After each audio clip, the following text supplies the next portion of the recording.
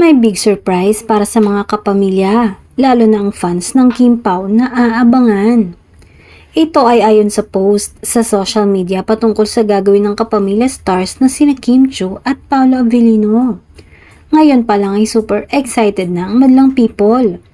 Maaalalang nagre-request ng isang natatanging Valentine's special ang mga Kim Pao ni Kim Chiu at Paolo kamakailan.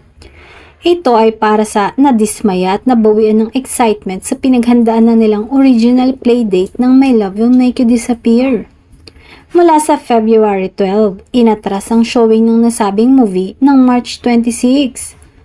Sa post sa X account, nagmamakaawa ang ilan sa dalawang magka-love team na gumawa ng Valentine's ganap, hindi lang para sa kanila kundi sa OFWs na sadyang umuwi ng Pinas para suportahan ang kanilang pelikula.